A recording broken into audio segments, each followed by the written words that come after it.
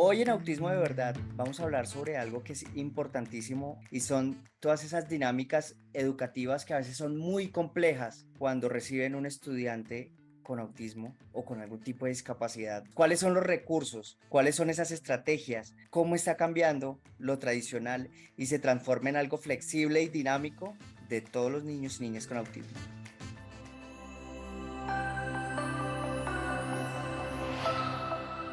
El mundo necesita todo tipo de mentes. Temple Grandin.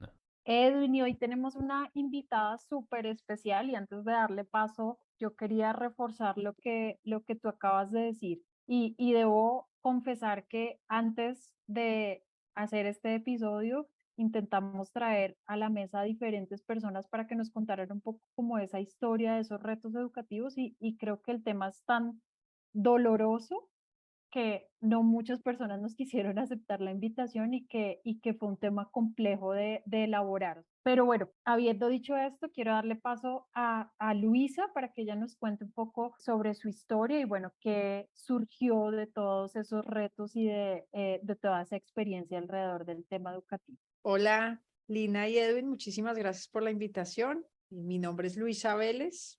Yo, pues, ante todo, soy la mamá de Gregorio y Matías, que son mellizos prematuros. Uno de ellos tiene parálisis cerebral. Si bien compartimos el tema de la dificultad de la entrada al colegio y de las dificultades de aprendizaje y de cómo encajar, creo que el problema que compartimos pues es el mismo. Y esa un poco soledad y esas ganas de hacer cosas diferentes para que nuestros hijos alcancen su máximo potencial, pues es creo que lo que nos une en esta conversación. Entonces, muchísimas gracias por la invitación. Luisa, hay algo interesantísimo en todo este tema porque, como tú lo dijiste, hay una historia en común y son las barreras para encajar, como tú lo dijiste, porque a veces es lo que se espera, que esta población encaje de alguna manera, transforme esas barreras en oportunidades. ¿Cómo fue esto, Luisa? Pues uno piensa que los hijos se supone que son como las manzanas que caen debajo del árbol, pero ¿qué pasa cuando la manzana no cae tan cerca del árbol y no es tan parecido a lo que uno se imaginó?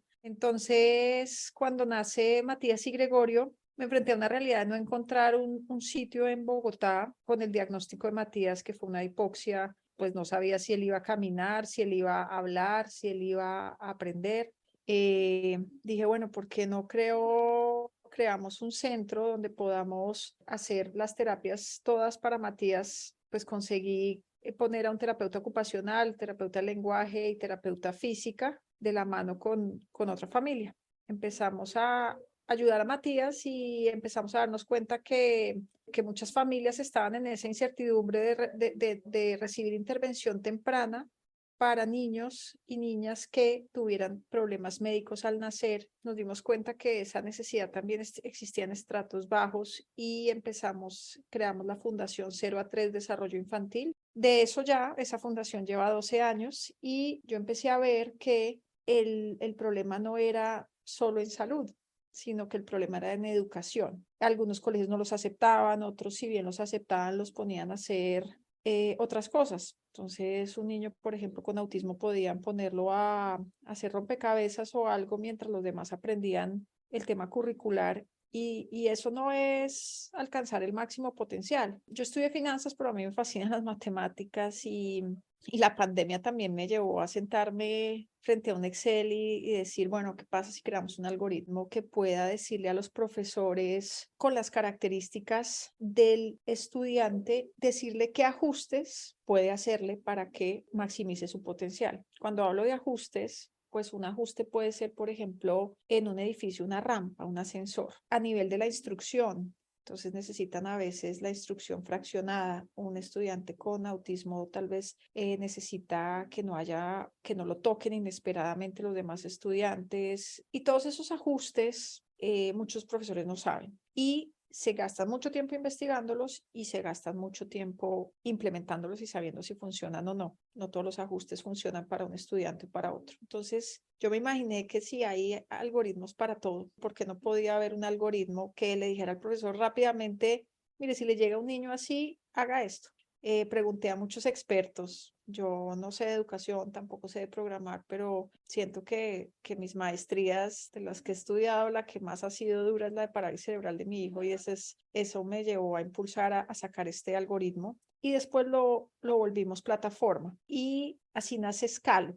Scalo es una plataforma para los maestros para facilitar el manejo de la diversidad de aprendizaje y la inclusión. Claramente empecé por la parálisis cerebral, después empecé a meter todas las discapacidades existentes, después empecé a poner todos los temas de diagnósticos de aprendizaje, pero después me di cuenta que los ajustes a veces los necesita un estudiante sin necesidad de tener un diagnóstico y que muchos estudiantes no van a llegar a un diagnóstico, que el sistema de salud a veces no te facilita rápidamente un diagnóstico, entonces Scalo termina sacando los ajustes basados en las características del estudiante, tenga o no diagnóstico. Esto lo hemos piloteado con más de 2.500 estudiantes en Colombia. Nuestro foco, si bien es colegios públicos, también pues lo hemos hecho con colegios privados. El maestro cada año recibe en su salón de clase estudiantes con diferentes características y al siguiente año cambian.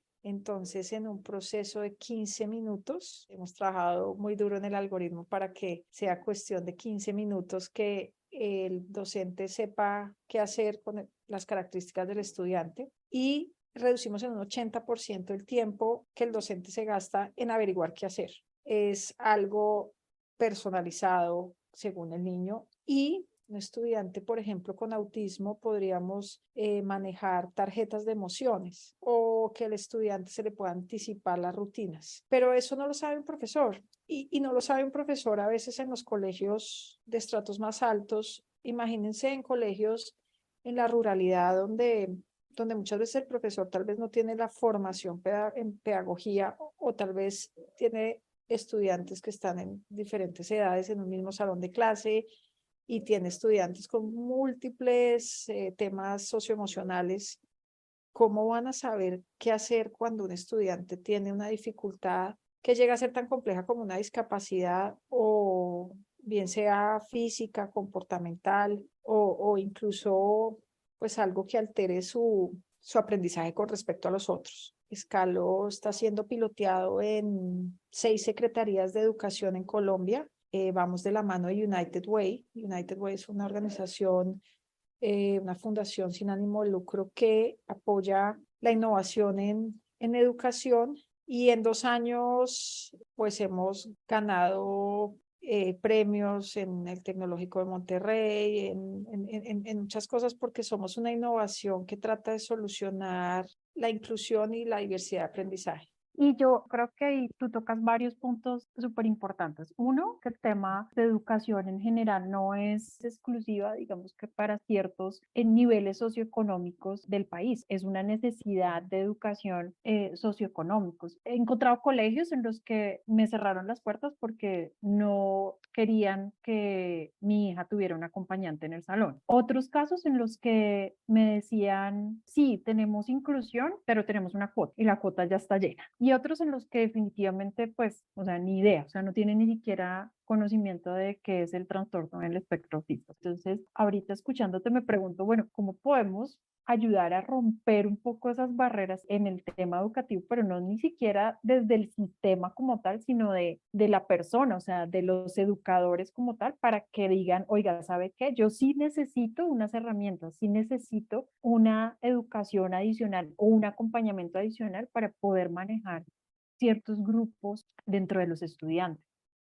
Sí, tú tocas ahí un punto interesante y es la dificultad está en el sistema, pero también está en los maestros, está incluso en el ambiente, pues empezando por las ciudades en Colombia tal vez tampoco están tan amigables para todas estas discapacidades. Yo tengo un positivismo con el tema de la ley, por ejemplo. A mí también, a mi hijo me lo rechazaron en un jardín porque no caminaba. Mi hijo se arrastró hasta los 5 años. Entonces, cuando yo hice el proceso, el jardín me dijo, no, aquí los niños tienen ya que caminar. Y yo tengo mellizos, entonces no puedo poner en uno y a otro en otro jardín. Y creo que todo esto fue llenando como esa semilla en mí que decir, bueno, pero ¿por qué esto no puede cambiar? Entonces, el decreto 1421 en Colombia del 2017, pues hace como esa transición hacia una educación inclusiva en donde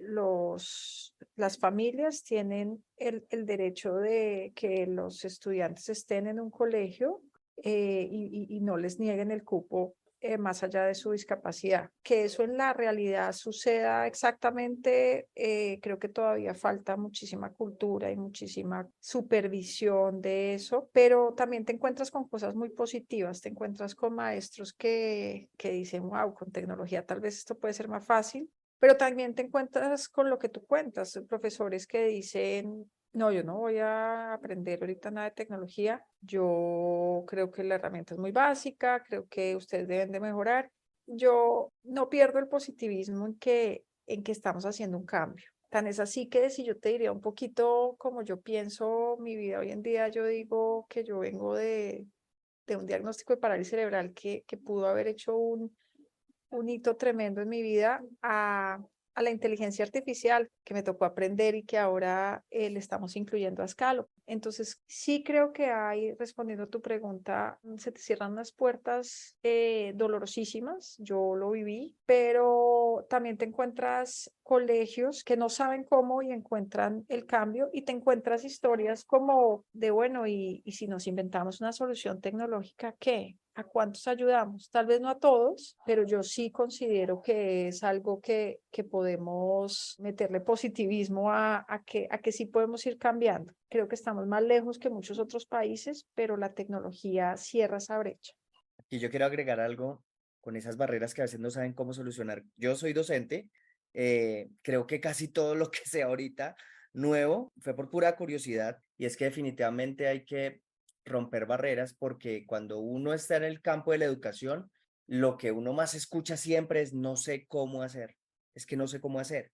Y de ahí viene una ola de cosas donde termina es este estudiante por fuera. La exclusión también es tenerlo en un aula de clase, como decía Luisa, el resto haciendo unas cosas y mirando a ver si el otro por ahí quema tiempo en algo y que no haga tanto ruido. Entonces viene una serie de temores sobre qué va a pasar con los otros, es que las otras familias de los otros niños van a decir qué, pero tampoco siento que yo le esté enseñando nada. Son tantas preguntas las que se le pasan a uno por la cabeza.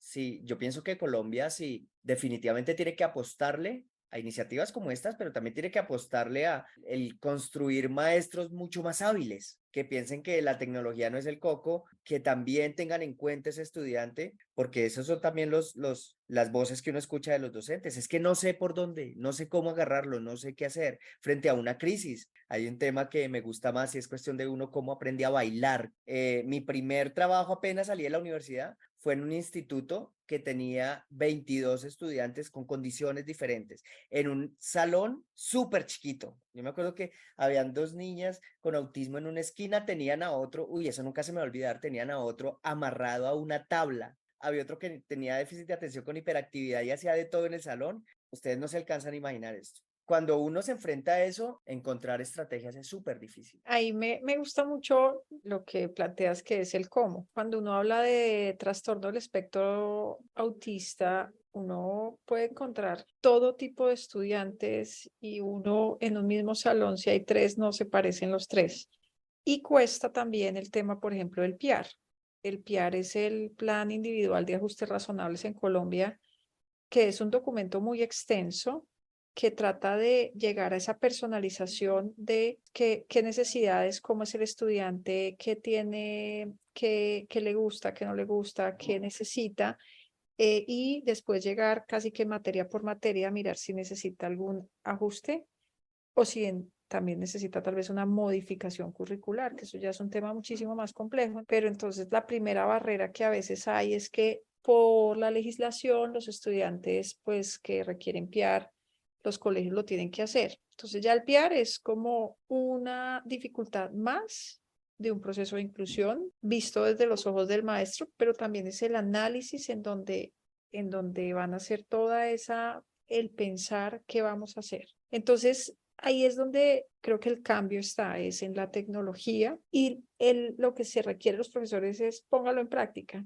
Los ajustes razonables no le hacen daño al estudiante, no son de intervención, no es ni siquiera terapéutico, es simplemente aplanarle el terreno, facilitarle la vida a un estudiante que de por sí ya va en su vida. Es que yo siento que los estudiantes que tienen alguna dificultad para el aprendizaje o incluso una discapacidad, el estudiante puede, más allá de su autismo, tener unas fortalezas muy interesantes para trabajarle, que si solo le ponemos la etiqueta de autismo, pues ahí se quedan todos con la misma receta, digámoslo así. Entonces, creo que está también en las familias exigir, porque estamos luchando es por una educación para todos. Tú tocas un punto importante y es el tema de la ley, o sea, de cómo están establecidas como esas normas, pero cuando uno va a la realidad, digamos que se encuentra con diferentes casos en donde como padre también dice, bueno, ¿hasta qué punto pues vale la pena meterme en un tema de poner una tutela o de poner algún recurso adicional pues para que acepten a mi hijo en un colegio? Digamos que a mí me pasó también en un jardín infantil en donde había un trato pues discriminatorio y al final pues sí, terminamos haciendo todo el proceso con las entidades, poniendo la queja, pero yo también decía, pero pues yo no quiero que sigan igual ahí porque pues ¿para qué? O sea, yo no debería tener por qué exigir un derecho que ellos tienen ya por seguro, ¿no? Entonces creo que está la ley, pero hasta qué punto también yo doy esa pelea y más bien miro y busco otro colegio, otro jardín o otra institución en donde me faciliten un poco más el tema y pues tengan un poco más de disposición. Yo creo que esa vez es un poco ese tema de disposición y bueno, y escuchando a Edwin también, pues admiro esa labor y creo que la educación tiene que tender hacia eso, ¿no? Hacia usar más esas herramientas, esos recursos, pero también digamos que ser mucho más empáticos como sociedad frente a las necesidades de las otras personas, ¿no? Pero la parte, digamos, que me parece positiva es que uno ve otras sociedades donde van más adelante y se puede. He tratado a mi hijo en Alemania y la ciudad donde íbamos, mientras él no podía caminar, yo decía, uy, qué cantidad de discapacidad hay acá. Y no es eso, es que la ciudad está adaptada para que haya muchas sillas de ruedas, las calles están, las familias no tienen con quién dejar a los niños en la casa, entonces los sacan. Entonces uno dice la diferencia, bien sea a nivel de discapacidad, de género, de todo, es mucho más aceptada. Entonces siento que es parte de nuestro crecimiento como sociedad. Tengo los mismos miedos también en términos de ¿y dónde va a estudiar? ¿En qué universidad? ¿Cómo se va a bajar de un bus? ¿Y cómo va a subir a una clase? ¿Y cómo lo vamos a poder ayudar? Pero su cabeza está ahí y él podría, pero uno siempre tendrá esos miedos, siempre tendrá esa sobreprotección. Me he encontrado con secretarias de educación que tienen pues muy claro el tema de la inclusión y por lo menos hay algunas, saben que instituciones tienen más inclusión que otras, entonces pueden guiar a las familias. Lo que ustedes hacen de divulgar esto con podcast, también pues ser un medio un poco como de divulgación de a mí me ha servido tal colegio, a mí me ha servido tal otro. O sea, la verdad es que casi quedándose la mano entre las familias, uno puede llegar a mejores instituciones y asesorándose con las secretarías de educación, pero creo que el mundo va un poquito más hacia esa inclusión.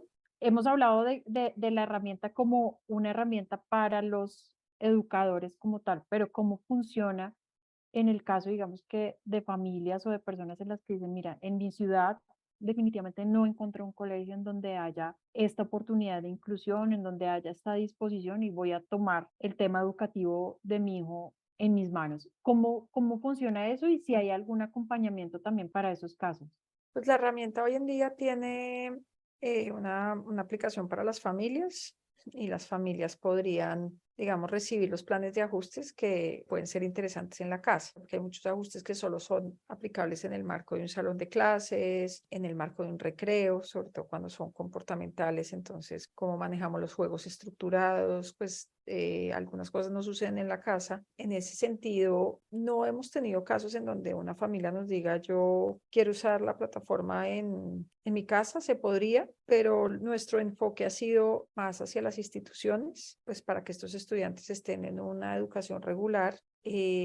Cuando hay temas comportamentales puede llegar a ser muy dolorosa también, porque a mí me pasaba que cuando Matías estaba muy chiquito, pues uno lo cargaba, entonces no sabíamos, pues no era tan evidente el tema, entonces se veía como otro bebé. Pero Matías ha encontrado un colegio con un ambiente completamente de inclusión, de amistad, de diversidad. Entonces trato de creer que con tecnología podemos replicar ese tipo de casos y masificarlos. O sea, yo siento que el objetivo no es solo que Matías salga adelante, sino que podamos sentir y saber y lograr que otros estudiantes encuentren esas mismas condiciones que la tecnología nos permite facilitar. Creo que sí es válido el dolor que uno siente, pero también pues que hay instituciones que están yendo hacia allá. Cuando uno piensa en cuáles son las herramientas que podría usar, definitivamente vamos directamente a la tecnología. O sea, la gente hoy en día está buscando todo por ahí. Y he conocido docentes que tal cual en el celular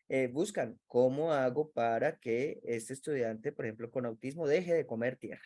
Yo pienso que la barrera más grande es dejar de buscar, dejar de construir. Ahí es donde está todo el rollo. Me acordaba ahorita, yo estaba en un centro comercial hoy y había un adulto con autismo y creo que estaba teniendo una crisis y estaba la mamá como una nana y otra persona rodeándolo. Y la gente alrededor, las caras de las personas, claro, generaban un escenario atípico y uno piensa entre su inocencia y entre su, no sé, entre su idea platónica que algún día esto llegue a pasar y que no genere tanto ruido en la gente, que se vea tan natural como eso, pues estamos a veces muy atrás en cuanto a información y pienso que Scalo también informa sobre la discapacidad y sobre cuáles son como las características que la rodean. Sí, por ejemplo, como el primer tema de Scalo, cuando el profesor entra, la familia ha hecho una valoración de lo que piensa que son las fortalezas y las áreas de mejora de su hijo o de su hija. Ya por lo menos al profesor le sale qué es ese diagnóstico, qué ajustes son los que mejor funcionan, y ahí el profesor hace una valoración pedagógica de este estudiante. Entonces, si bien arrancamos de algo genérico, el diagnóstico se vuelve informativo para el docente, pero de ahí ya se mete a hacer una valoración pedagógica como en todas las dimensiones del estudiante a nivel de autoestima, a nivel de autonomía, interacción, escritura, lectura, todas estas dimensiones como holísticas del estudiante que hace que el docente se haya tomado el trabajo de conocer al estudiante. Una valoración pedagógica no se puede hacer sin conocer al estudiante. Entonces ahí es donde hace match el algoritmo de lo que dijo la familia y lo que piensa el docente, cuáles serán los mejores ajustes para este estudiante. ¿Por qué? Muchas veces la familia es quien mejor conoce al estudiante. En otros casos, el estudiante se comporta de una forma diferente en la casa que en el colegio. O en otros casos, el profesor es quien mejor conoce al estudiante y tal vez la familia no tanto. Entonces, por eso tuvimos en cuenta la familia y la visión del docente para también conjugarla y sacar lo mejor para el estudiante. Uno, más allá del duelo, digamos que hace después de un diagnóstico, lo que uno arranca es un proceso de como de reconocimiento del otro y de decir, oiga, mi hijo, estoy casi segura que si lo llevo a algo donde haya mucho ruido, va a tener una crisis. Entonces, mejor, pues voy a ir a otro tipo de centro comercial que no sea este, sino que voy a ir a un parque, voy a ir a algo que no sea tan cerrado. También pongámonos en la posición del profesor. El profesor tiene un año para poder hacer de todo lo que uno como familia, pues le ha tomado tiempo encontrar. Yo me acuerdo casi que la idea de Scalo me salió porque yo decía, oiga, si una licuadora trae un manual de instrucciones, porque yo voy a entregar a mi hijo a una profesora y voy a esperar que ella sepa de todo. Entonces, el primer ejercicio que hice en el colegio de mi hijo fue hacer un álbum en donde yo decía, mira, Matías, no le puedes cruzar las piernas, no se puede sentar con las piernas cruzadas. Matías tiene que tener un espaldar porque si no se va de para atrás. De ahí viene la idea, viene un poco de, no podemos tener algo, ¿qué tal si lo hacemos digital y qué tal si empezamos con datos a encontrar las mejores prácticas con machine learning que podamos decir qué es lo que más funciona con autismo? Lo hemos visto en tales casos, cuáles son los colegios que les ha funcionado ciertos ajustes y cuáles no. Entonces, creo que toda esta historia, que si bien ahorita es tecnológica, empieza desde una manera muy análoga de una mamá de voy a tratar de conocer a mi hijo y voy a tratar de contarles cómo es para que ustedes también puedan en un solo año donde me lo van a educar. Y al otro año me toca con el siguiente profesor. Entonces, por eso también Scalo ayuda a que esas transiciones sean más fáciles. Entonces, tratar de transmitírselo a los profesores. Hablando de estrategias y de cómo, yo tenía un niño con autismo en el aula y le interesaba cero el momento de la mañana, que era como un saludo. Y yo veía que ese era el momento en el que, ese era el espacio donde podía encontrarse pues con los otros niños de su edad, con sus pares y conmigo. Entonces le dije a la mamá, hazme un favor, grábame con tu voz lo que hacemos en el saludo. Y es una canción y todo este rollo. Y entonces llegó él entre su rutina diaria y empezó a andar, hice para la puerta porque ya le enseñé a abrir la puerta, grave error porque se volaba todo el tiempo. Y yo coloqué la grabación con la voz de la mamá, saludándolo no a él, sino como lo que yo estuviera diciendo, pero lo decía ella, es como si le hubiera encendido un chip en su cabeza. Se regresa y se sienta, la persona que lo acompañaba no lo podía creer y él se sentó y se sentó al lado mío. Desde ese día se le generó una memoria tan satisfactoria, pero también hubo como un anclaje emocional ahí interesante al momento que él participó de ahí en adelante de todas las mañanas y se pudo conectar con estos niños, siendo chiquitos. Con el tiempo empecé a quitarla y a quitarla y a quitarla y esa voz se transformó en la mía.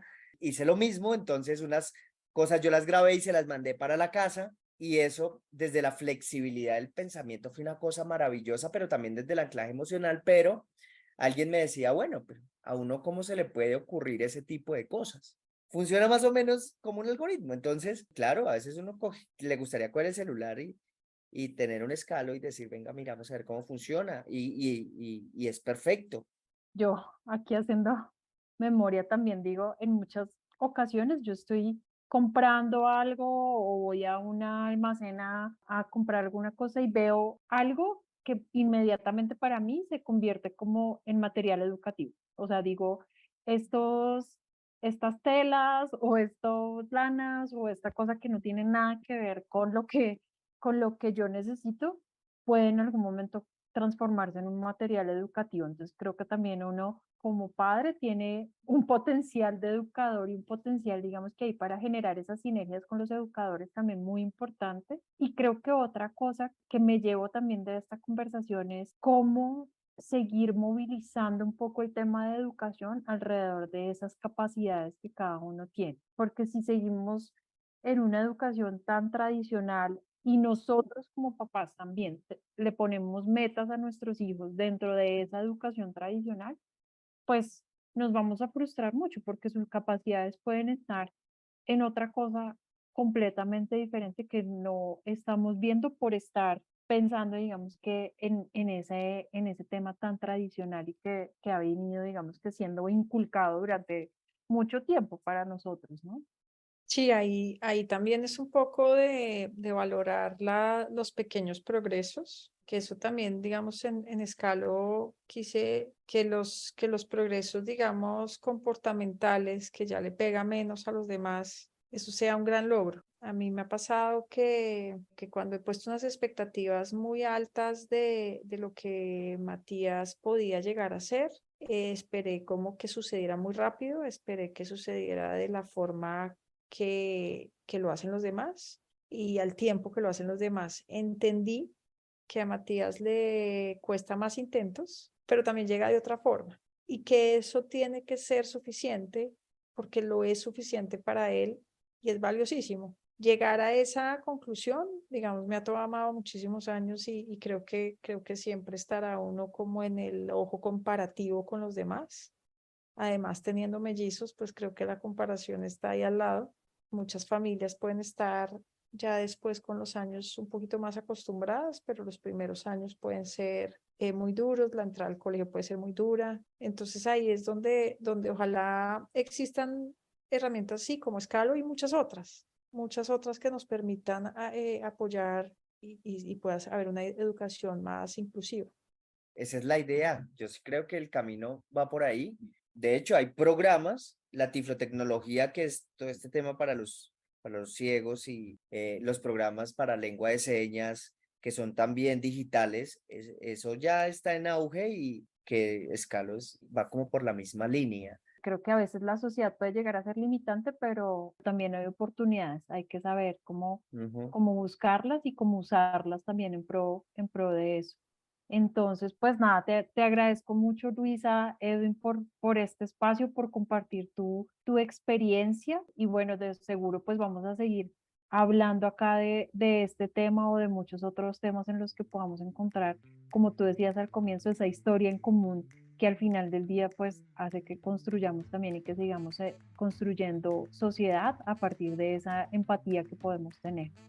Luisa, ¿cómo encontramos Scalo? Deletréanoslo para que la gente que nos está escuchando sepan cómo hacer. Entonces, por la página web es skalo.co, Scalo. Pueden encontrarnos en redes también y la idea es que pues lo demos a conocer en las instituciones porque pues es una solución innovadora que lleva poco tiempo, entonces está en nosotros darlos a conocer. Muchísimas gracias, Luisa, por estar aquí. Lina, entonces, hasta la próxima y seguro que estaremos encontrándonos nuevamente.